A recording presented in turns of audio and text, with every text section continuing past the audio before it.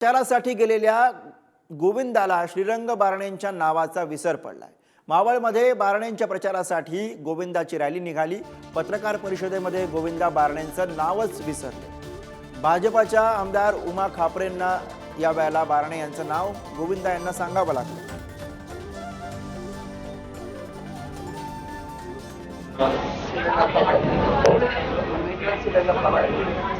आदरणीय श्रीरंग बारणे साहब, अप्पा बारणे साहब, आदरणीय शीतल जी और साथ को उपस्थित शिवसेना से आए हुए और आदरणीय